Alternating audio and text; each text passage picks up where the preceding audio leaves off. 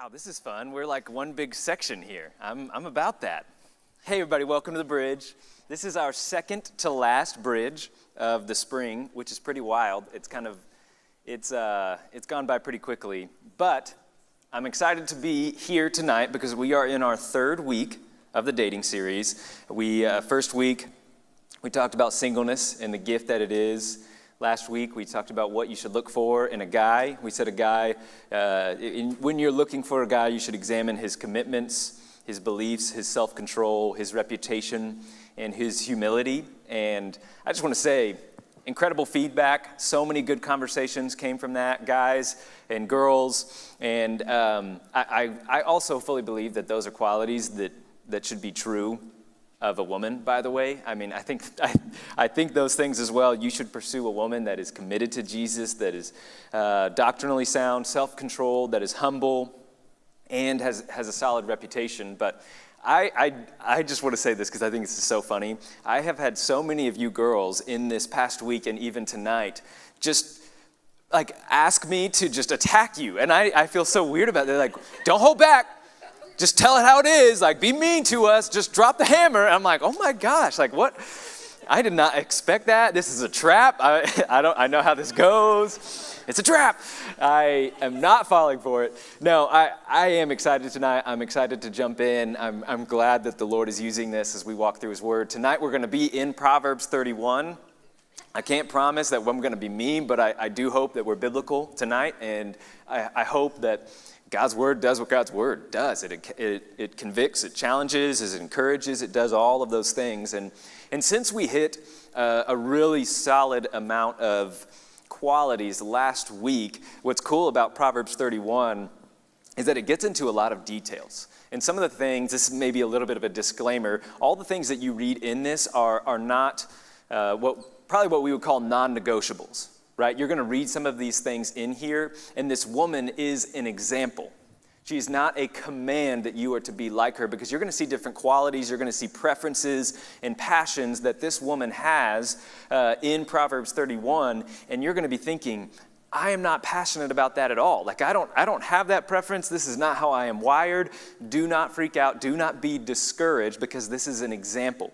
And what's cool about this woman is how all of these qualities that she has really give us a great example for you to kind of find yourself in it, where you might have one thing that you're like, yes, this is me, and now you see that example. But what we're going to do, we're going to peel back all of these preferences, and we're going to find some solid principles that we can run to and say, this is a girl that I should seek after. And if you are a girl in the room, this is something that you should strive to emulate in your character. So, Proverbs 31, we're really going to jump into verse 10. Just a little bit of background on 31. If you see at the beginning of verse 1, the words of King Lemuel, the oracle, the teaching which his mother taught him. There is no record of a King Lemuel. I don't even know how you say it.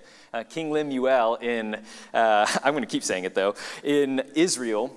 So what we would say about this, really that word means devoted to God. That word means devoted to God, a king that is devoted to God. And so this mother is writing to one that is devoted to God of what kind of spouse this man should find. And there's many commentaries that believe this to be Solomon's mama, which is Bathsheba, David's wife. And so it's kind of cool that this is potentially what Bathsheba is encouraging Solomon while he's a youth to pursue. That he's still growing up. He hasn't become the king of Israel. And he's saying, hey, this is the type of woman that you should pursue, that you should look for. And so we get to jump into that, and we get to ask all of these things. So verse 10, an excellent wife, who can find? For her worth is far above jewels. Who can find an excellent wife? One, we have to know that this is a gift from God. He who finds a wife finds a good thing and receives favor from the Lord. That in this process, we have to be prayerful. We have to be dependent on God. We just can't go about this thing, close our eyes, and just pick somebody and hope it turns out. That we do have to put work in. We have to seek. We have to do it the right way. And so he starts with this to say, who can find a woman like this? She is worth far more than jewels. See, you can't buy an excellent wife. You can buy a wife, and it probably won't be that excellent. We've seen that in the past. Don't go buying a wife. That's note number one. But this is an excellent wife and what you're supposed to be looking for. So let's go. Verse 11.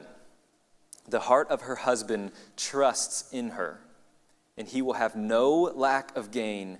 She does him good and not evil all the days of her life. Our first quality is trustworthy. The woman you should look for is trustworthy. Can you trust her?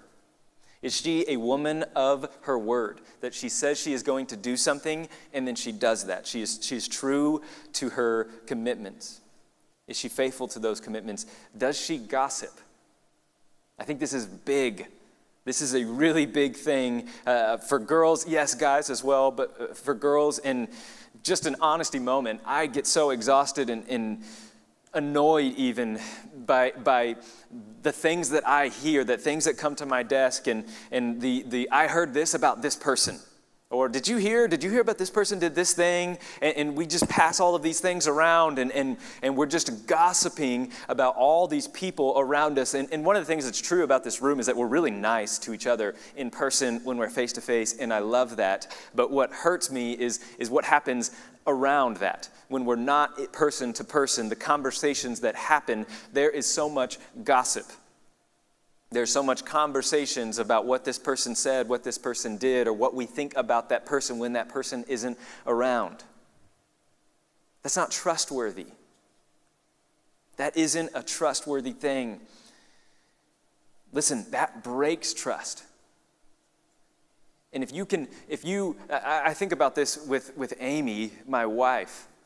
Like, if I couldn't trust her with the deep things that are going on in my life, if I couldn't trust her with difficulties and hardships that I am walking through, that she might just share it with other people, I mean, it's impossible to have a healthy marriage without trust. It's impossible. You can't have a healthy marriage if there is no trust, because we can't communicate. You can have no conversation. You're always constantly wondering who's going to find out about this. How is this going to work out? Or even I couldn't ever ask Amy to do something.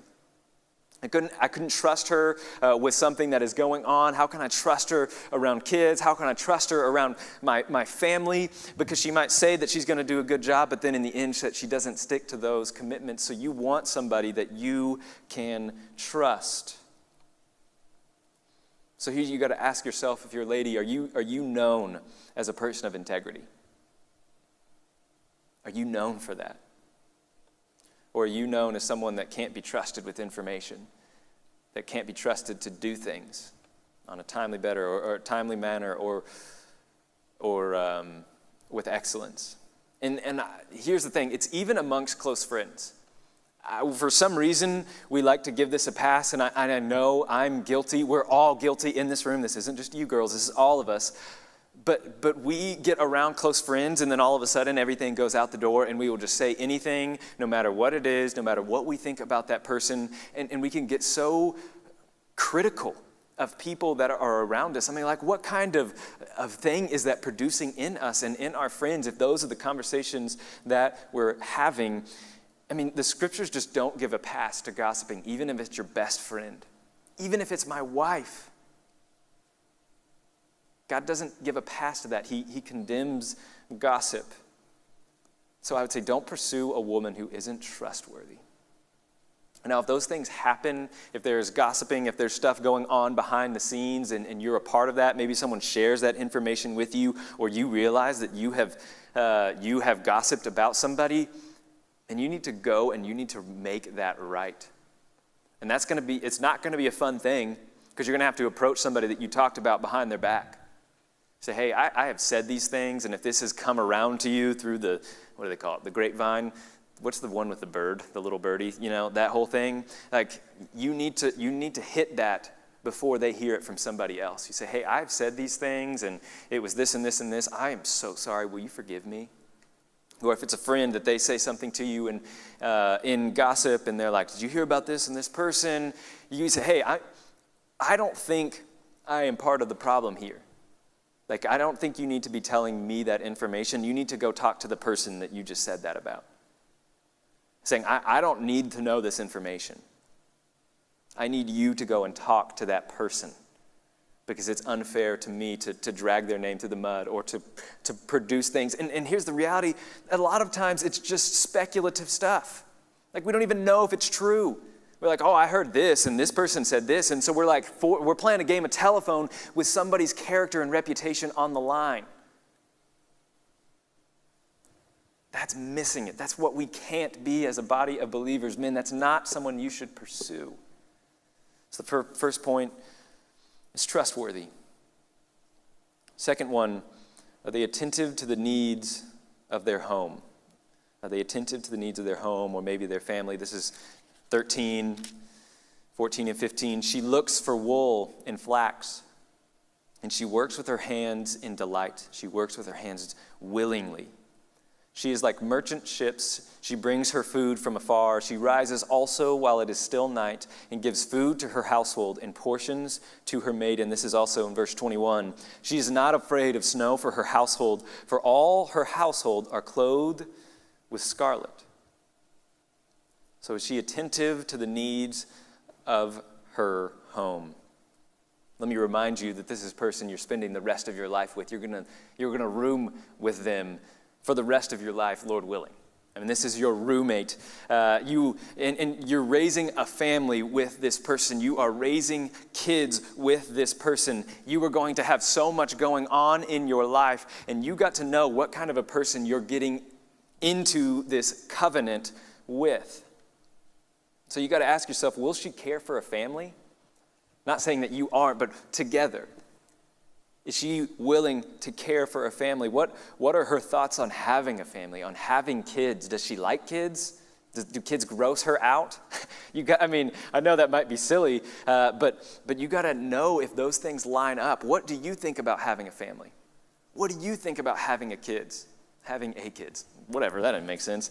But you got to ask yourself, what is your vision for the family and the roles that you're going to be playing throughout that life? And do those things line up? Because I have friends that have gotten in to marriages and they have talked to them and said, hey, we didn't even know that she didn't want to have kids. And I got into this and I wanted to have kids, and we kind of had a talk about it, but it was never really a serious talk. And then we got like 5-10 years down the road, and I said, okay, hey, I kind of want to have kids. And she said, no, I'm not going to have kids. That's not something that I want to do. And he was devastated. I mean, what do you do? How do you have these conversations and walk through that stuff? And I would save you that. But the last thing I want you to do is get into a marriage, and then you're just in completely different spectrums of thought. So you need to have these conversations. You need to know what direction you are heading in, what your view of family is, and the roles that you're going to play within that. Don't just assume in this area. So Amy has done such a good job making our little apartment a home, making a house a home. Like, I don't know why homemaker, being somebody that makes a home, is a negative connotation in our world. Like, that's not a bad thing. That's a beautiful thing. And I think guys, by and large, we think functionally, why girls think aesthetics, girls think comfort, girls think welcoming. I remember having a conversation when we moved into the apartment and we were driving a U-Haul. I feel like all of our things happen in a U-Haul. And we're just going through all this stuff and we're talking and Amy's like, well, this color couch is like just kind of, it's like tan. It's not that cool. And I'm like, it's a couch. You just sit in a couch. And you're like, but is it welcoming? Do people feel, like, what's the flow of the room? Like, how do we going from each room and what does it matter? And I'm like, what? Who cares what it does? It just, you sit and it's comfortable. And we think differently in that way. But now that I've seen it, man, I'm so gifted and so blessed that Amy cares about that. And that when someone would show up that she wants to host and love them, that her heart is on display and she wants to step into those things. And so you might be in this room and you're like, I hate cooking. Don't you dare say that. Don't even say that word. We're going to eat out every night and that's just what we're going to be doing. And maybe your husband loves to cook and you're going to have differences in there. You need to have those conversations. Let me say that's okay. What's not okay is if you're stepping into marriage and you have no regard for the needs of your home and the needs of your family. Like, guys, if she's neglecting that, if she doesn't have a passion for those things and you do, you're going in opposite directions. You're going in opposite directions. Now, I know some of you might be a little bit heated because I'm talking about the woman's role, just being stuck in the home. And here I am, I'm just kind of, my toxic masculinity is on display, right? You're mansplaining, whatever it is, I don't know. Or maybe you think that the Bible is outdated and it's just this male patriarch bias and you're so out of it, it's 2021. Well, I have great news for you. The Bible paints a beautiful picture for the role of a woman and the opportunities that the woman has. And it's not just in the home, it is so much more overarching than that. Let me show you a few examples. Look at verse 16. She considers a field and buys it. From her earnings, she plants a vineyard. This right here is skills in commerce, in economy, that there is this ability for her to discern the value of things, the cost of things, and then from her own earnings, the fruit of her hand, she is able to buy a field. Like that is commercial skills right there. That's far beyond just life in the home. And you're like, okay, well, how do you buy a field? Now, let me give you an illustration in Amy, because we were talking about this week, and it's just incredible. Amy is a hairstylist, so she works with her hands, and she's really great at it. And she gets tip money, and she has all of this stuff. And then she is just a fiend on Facebook Marketplace. I mean, we are literally furnishing our home here pretty soon with that. Like, she is considering all of these different options, and then she is buying it with her tip money. That is this verse. Like, that is happening right there before your eyes. Like, there is this skill, there's this discernment that she is able to do.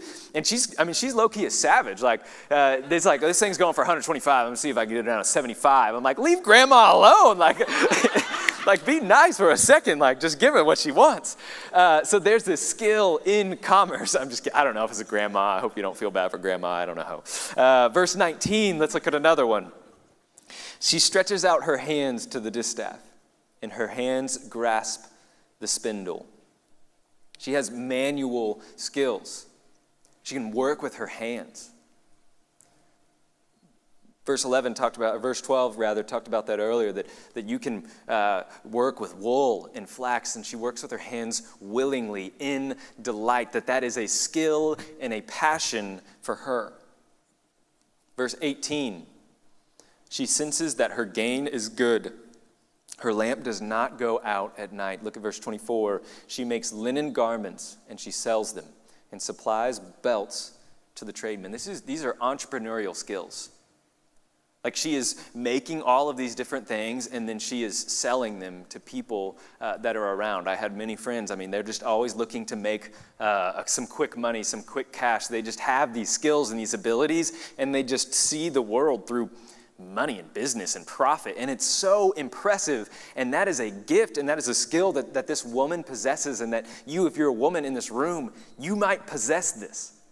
You might have entrepreneurial skills. Don't let the Bible or your perception of the Bible limit you in that way. The last one, verse 15, she rises also while it is still night and gives food to her household and portions to her maidens. This is administrative skills. She's well prepared to fill the needs that are around her, and she's able to organize all these different moving parts to make sure everything is efficient. She has administrative skills. So to go again, there's skills in commerce, there's skills in manual labor, there's entrepreneurial skills, there's administrative skills, and also there's interpersonal skills. People that just are really social, and they're able to use that and work certain jobs because of the way that they function and are gifted in social settings. I mean, these are awesome things, and it's so cool to see this in the scriptures. And so as you're thinking through this in your life, examine these things. Try these things out. Ask yourself, do I love any of these areas? Am I gifted in any of these areas? Ask your friends, hey, do you see these things in me? And then go and pursue them. Find a job. Quit your job that you're doing. Go find a job that lines up with those things and jump into that. Pursue those. If you are passionate about it, jump into those. And so maybe you see yourself in one or none. I don't know what it may be. And that's fine. That's fine. You should figure those areas out. But I think as we peel that back, the principle we can pull from these verses is that you should look for a woman that is hardworking. You should look for a woman that is hardworking. Is she driven or is she lazy? Is she capable of working hard, of doing hard things? Because here's the deal, life is hard. Marriage is hard.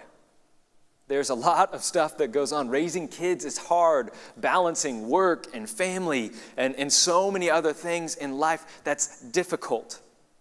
And I'm not saying that means it is bad, because it is a gift from the Lord, but it's a gift that comes with a lot of work and effort. It's so much effort. So guys, you've got to examine, is she hardworking?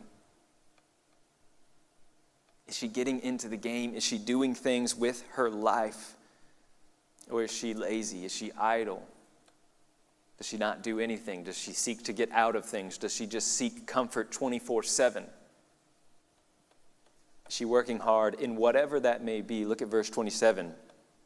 She looks well to the ways of her household and does not eat the bread of idleness. So a great way to gauge how a girl will do in this area is to examine how they're doing now. Like, what are they doing with their life right now? Are they in school? How are they doing in school? Are they serving anywhere? How are they serving? Are they working? Do they work? Do they ask off a lot? Do they call in sick a lot? Like, what are those things? Are they actively seeking to work hard? This brings us to our next quality. They are servant-hearted. They are servant-hearted. This comes from verse 20. She extends her hands to the poor, and she stretches out her hands to the needy. She extends her hand to the poor. She stretches out her hands to the needy. She is not afraid of snow for her household, for all her household are clothed with scarlet. She's servant-hearted. Man, I can't tell you how big this is. This is a really big quality that you should look for. Girls, this is a really big quality that you should step into. And not only that, but is she compassionate? Is she kind? Look at verse 26. She opens her mouth in wisdom, and the teaching of kindness is on her tongue. Does she lift up others with her words, or does she cut people down? Is she sarcastic and mean all the time, constantly? And look, I know we're all friends, and sarcasm is like a love language at this point, right? That's what the memes say, I guess. But let me just be real with you. Sarcasm reveals something about your heart. And I'm not just making that up in my own life. This is Luke 6, verse 45. He says, out of the abundance of the heart, the mouth speaks. Out of the abundance of the heart, the mouth speaks. And so if you are hearing sarcasm consistently and constantly, and that's what you seem to be always receiving from this person, you are hearing and seeing something about that person's heart. They're showing you something. If they are mean, if they're sarcastic, they're showing you they have a critical heart. And that doesn't mean you're done with them forever, but that means you do need to have a conversation about that. Because a lot of times there's something beyond, there's something rooted in that sarcasm, and it's a self-defense. I don't know from what, but there's a self-defense. There's walls up in this comedy, in this humor, all of these different things. There's something going on in the heart, in those roots, and you need to have that conversation. You need to walk through that stuff and see how they respond. Are they repentant over that sin? You can learn something from the speech of others. Does she see needs and actively seek to meet those needs? Does she see needs that are around her? Does she fill those needs? Does she fill the gap? Is she serving? Is she serving in the church, in this church? Does she give of her time, of her energy and resources to love others? I remember one moment I was in college at DBU, and we were walking around Dallas, downtown Dallas, and it was a bitter cold day, and it was raining, and it was really windy, just one of those types of days. And we all had we were bundled up, and we had hoodies on and our rain jackets, and we're just kind of living our DBU life where we have nice clothes. And we're running back to our car, and we just had this full day where we were sharing the gospel with people all over the place. We had a service project that morning, and then for 4 hours in the bitter cold, we were sharing the gospel with all of these different people.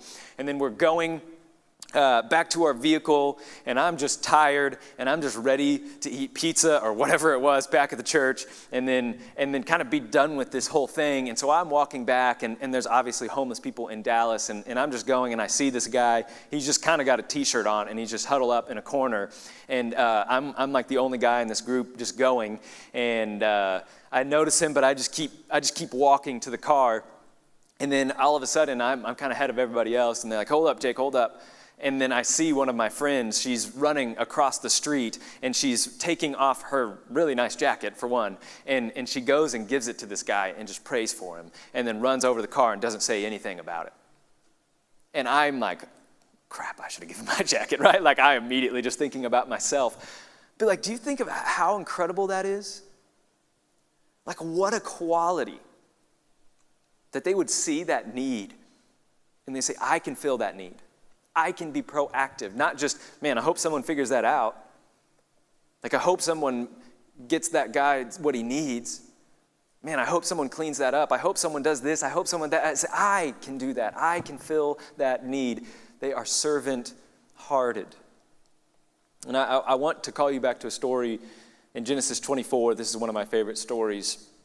And background here, this is Abraham. It's time for Abraham to get a wife for his son, Isaac. And so how they do it, Abraham sends Eliezer, his servant, to Mesopotamia, I believe it is. He sends his servant, he says, hey, I want you to go find a wife for my son.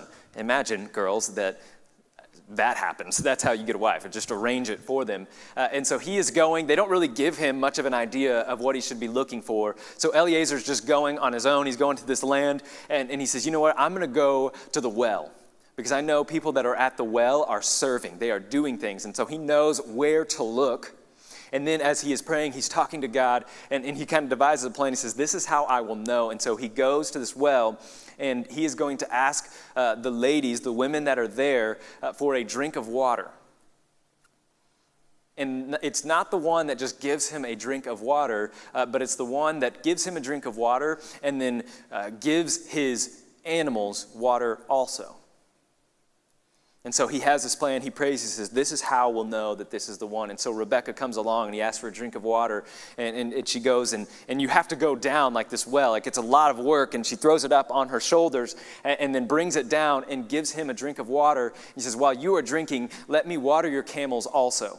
And there's 10 camels, and so she has to go back multiple times, because I'm imagining camels can drink a lot of water. That's kind of their whole thing. And so after this, after she waters all of these camels, Eliezer goes and gives her a half gold shekel ring and 2 dope necklaces and just puts it around her. And he says, let me go talk to your dad. I mean, imagine, girls, is that what you want? Maybe, I don't know. And she's never seen Isaac in her life, and Isaac has never seen her in their lives, a foreign land. And she just goes, and they find out they're of the faith, and she is awesome, and goes, just picks up life and goes and marries Isaac. That's crazy, completely different thought. And you're like, I don't know if I could do that, but here's what matters here. Do you see how big of a deal service is to God? That's the one quality we know. That's the one quality that he looks for from the very beginning. Does she serve? And not just do what she asks, but she goes above and beyond what is asked of her to love and serve those that are around her. That's a big deal. That is a big deal. She's servant-hearted. Our next point. Does she fear the Lord? Does she fear the Lord? This is verse 30. Charm is deceitful, and beauty is vain, but a woman who fears the Lord, she shall be praised. Of all the things that we've talked about tonight, I mean, this is absolutely essential. Guys, are you pursuing her because she is godly and she fears the Lord, or are you pursuing her because she is attractive and charming? You say both, ideally. I get it. But what are you basing your evaluation on? What are you looking for? Ladies, what are you presenting to others? What are the biggest qualities of your life? What are the things that people can't miss about you when they have a conversation with you? Out of the abundance of the heart, the mouth speaks. Do you fear God? Do you live that way? Do people see that by the way you live? So what are you basing your evaluation on? I know the culture today, it's about compatibility and chemistry and looks. So are we compatible? Do we have chemistry? Are there sparks flying? Like, is it really cool? Do we just want to be around each other all the time? Those are the things that we are looking for. And let me just tell you, I mean, those are secondary. Those aren't the main things. Because here's the reality, compatibility and feelings, those things are going to ebb and flow. And love isn't a feeling, and you're just not just trying to find love. Love is a verb. It's something that is forged. It is fought for. It is a choice that you make one time and then over and over and over and over again the rest of your life, every single day, regardless of whether you feel it or not.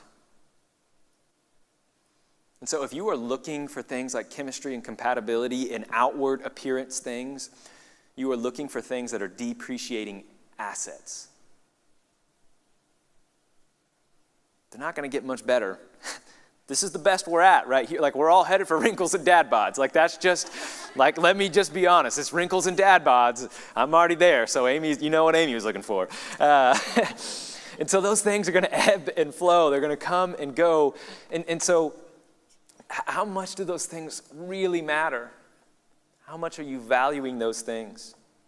And so you talk about, well, compatibility matters, like socially and personality-wise. And I say, yeah, but not that much. And let me just talk about compatibility. How much does it matter? It depends. It depends on your maturity level.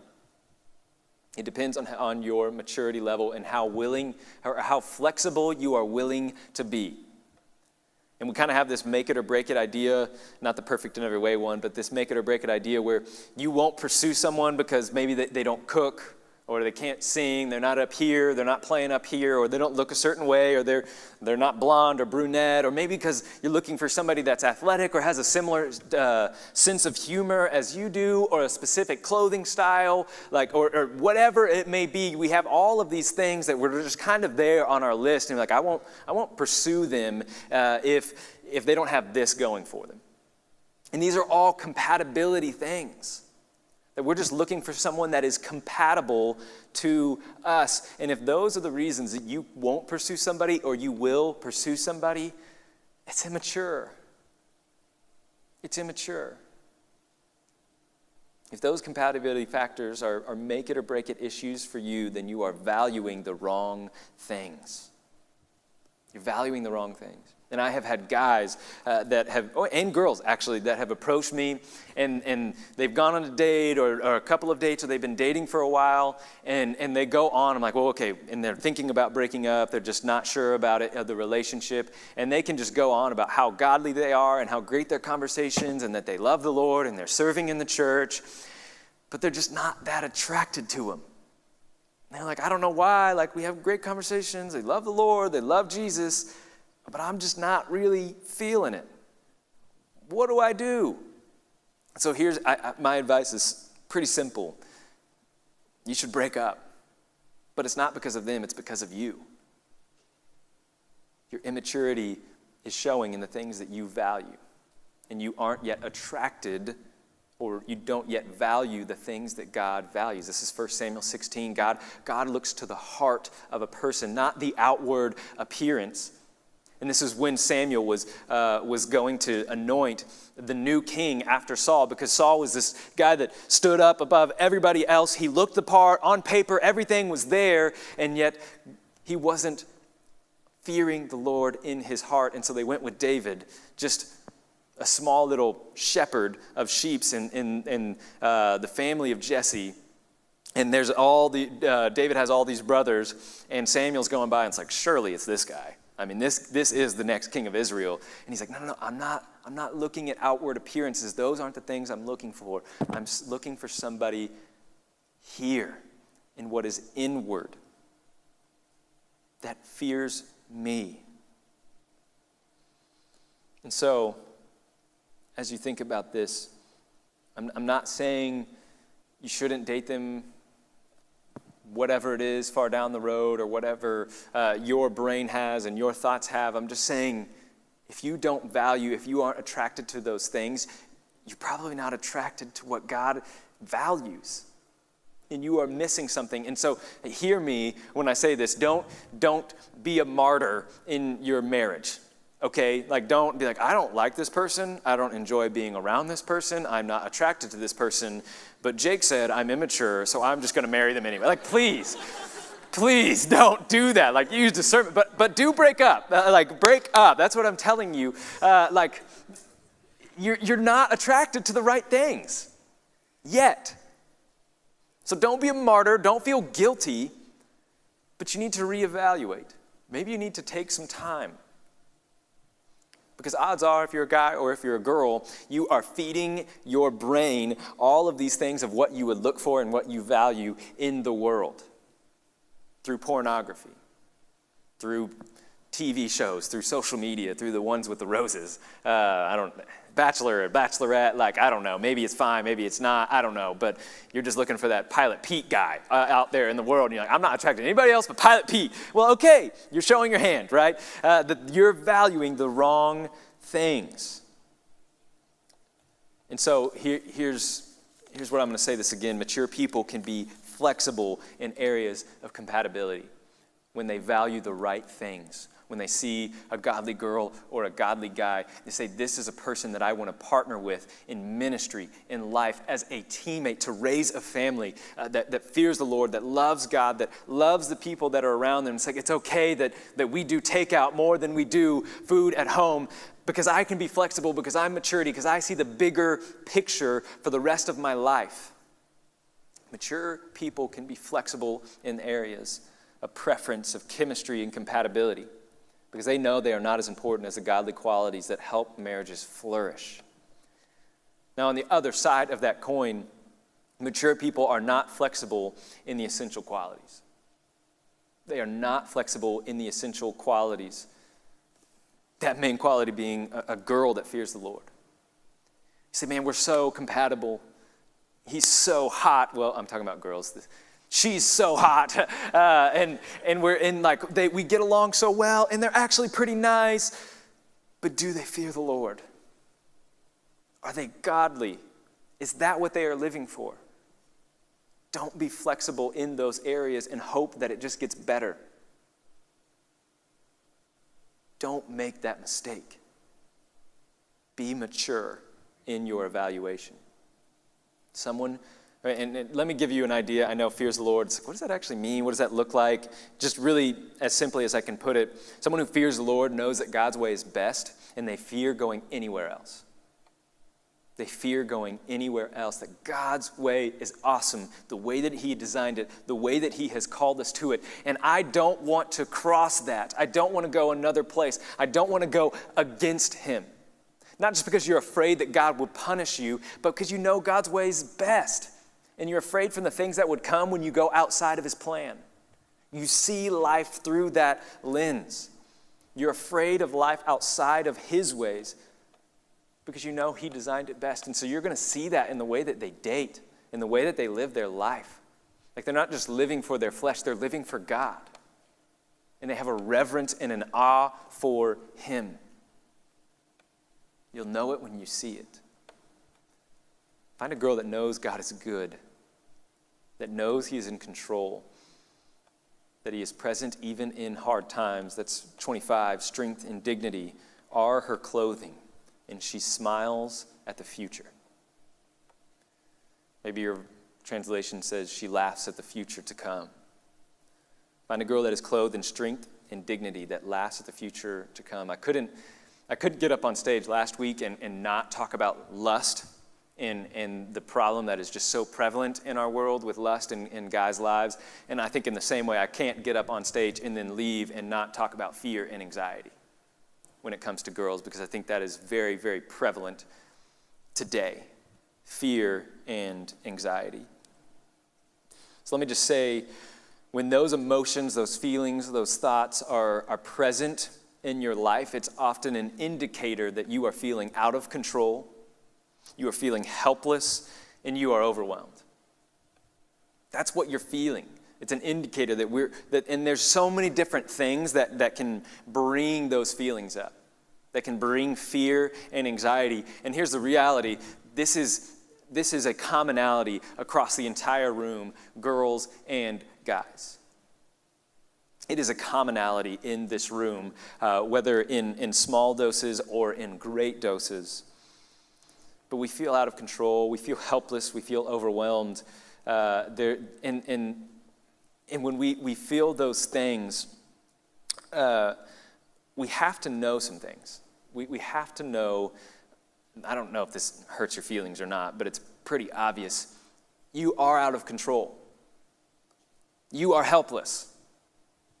You are overwhelmed. There has never been a day in your life where you are not dependent on God to make it through. Fact, truth. You are helpless.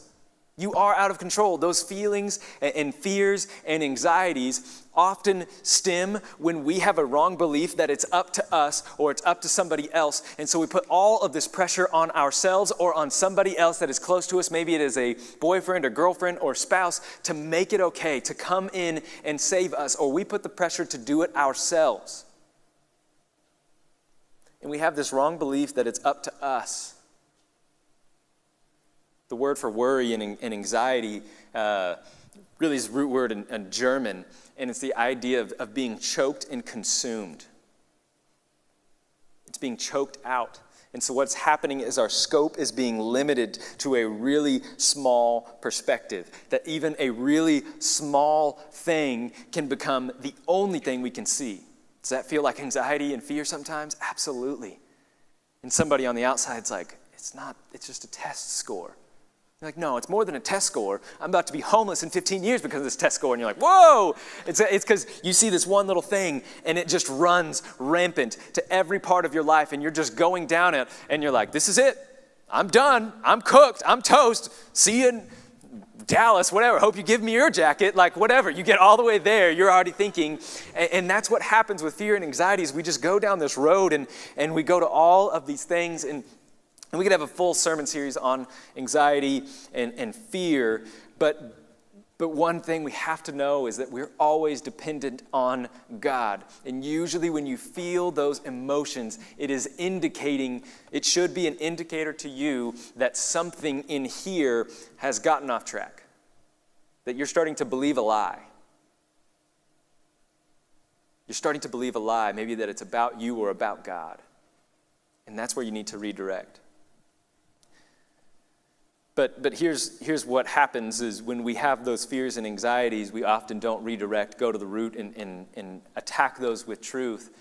We let those fears and anxieties run us and they begin to control us in really damaging ways. And this is why in our context of talking about girls, when we act on fear and anxiety, this is when girls manipulate and control. That is most often the response of girls when you're putting the dependence on people. You're trying to gather control any way you can, and so you start to manipulate and control the people that are around you. So you use silence, moodiness, you nag, you fight, you quarrel, you get up in people's face, you bring the same thing over again. When are we going to do this? When is this going to happen? Are you going to do this? All of these things. You are a dripping faucet, That's why Proverbs says, men, just get on the corner of the house because it's better to live there, right? Like, just go over there because you don't want to deal with this quarrelsome, nagging wife. And it's not just smashing girls and getting mad at them and saying, oh, you suck. That's not what I'm saying. I'm saying you realize where that's coming from. In fear and anxiety. You may think the source of these emotions are situations in people that are around you that makes you anxious. But it's really the brokenness that's within you. That's just the truth. And there's going to be little differences and details within that, but that is the truth, that it's within you. So ladies, you need to make war against this. Don't just try and cope, just don't try and just survive. Attack the lies. Make war on the flesh. Put these things to death with the truth of God's word, walking by the Spirit. And it's no coincidence that God's word speaks of God's control and care whenever it speaks of anxiety and worries. Let me give you two examples. 1 Peter 5:7. Cast all your anxieties on him. Why? Because he cares for you. Do you see that? He says, cast all your anxieties on him. Why? Because he cares for you. He's in control. He is good. Fight the lies that you're believing and the emotions that come from it with the truth. He cares for you. Let me give you another one. Philippians 4:6. Do not be anxious about anything, but in everything, by prayer and supplication, make your requests known to God. He says, don't be anxious. Make your request known to God. Talk to him. Go to him. He's the one that's in control. Bring your fears. Bring the lack of control that you have to the one that is in control. The source of our anxieties is often disbelief in God's care for you and his control over you and your circumstances. That's the theme that Scripture sees. So let me just say this process will take time. And if you're in a relationship and fear and anxiety are consistent and crippling, then you shouldn't move forward. I'm not saying you break up. I'm not saying you break up forever and you never get with that person, but I'm not saying you shouldn't take a step forward towards engagement or marriage or that next step, because health is the main goal. You need to be free of that thing. I said the same thing with lust, so I hope that doesn't freak you out, because it is better to be single than addicted to pornography. It is better to be single than crippled and controlled by fear and anxiety that is just manifesting itself into so many ways in your life. Like, stop right there. The priority is to be free from those things, to find healing in those areas. Take the time now to grow in those areas, because, marriage is for good. This is the rest of your life. I told the story of me getting a ring for Amy. It was 4 weeks for the rest of her life that she would see that ring, that she would be living with that ring. Except this one we couldn't sell on a Facebook Marketplace and buy another one, right? That's not how marriage works, right? This is the rest of your life. So take the time. Pursue health. Grow in maturity. Look for the essential qualities. Are they hardworking? Are they attentive to the needs of the family, of the home? Are they trustworthy? Are they servant-hearted? Are they kind? Do they fear the Lord? Those are the things that you're looking for. Girls, those are the things that you strive after. It's worth it. It's worth it to do it the right way, to take the time. And like I said last week and the week before, I'm not trying to break you up. I'm not trying to. I'm not trying to make you hate other people. I'm not trying to ruin your life. I just want you to take the time to evaluate, because it's a big deal. This is a huge decision, and I hope real, honest conversations come from this, because it's worth it. Verse 28 to the end. Her children rise up and bless her, her husband also, and he praises her, saying, many daughters have done nobly, but you excel them all. Charm is deceitful and beauty is vain, but a woman who fears the Lord, she shall be praised. Give her the product of her hands, and let her works praise her in the gates. Pursue that. If you're a guy, pursue that. If you're a girl, pursue that, to be that. It's worth it. It's worth it to pursue these things. You won't regret it, I promise you.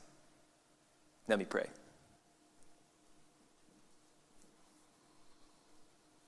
Father, I pray for a great discernment amongst the people that are in this room and are listening online to this YouTube video, however many days, weeks, months, years go by. God, I pray that you would give a great discernment, that you would make the decisions that they are making now and in the future very, very evident in the direction that they should go.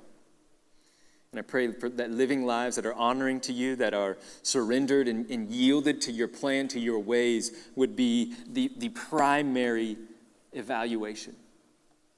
And I pray that in this room, we would be a people that run hard after you, that we are committed to you. We believe in you. We believe in your word. We have great reputations amongst one another and around everyone that we are with.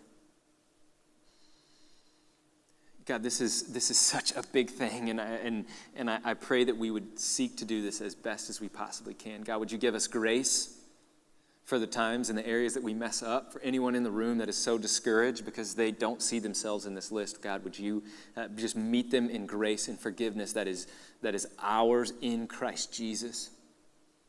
I pray for great conversations. I pray for great processing to come from this, and that in the end we would live lives that are surrendered to you and for your glory in the way that we live and now as we sing. In Christ's name, amen.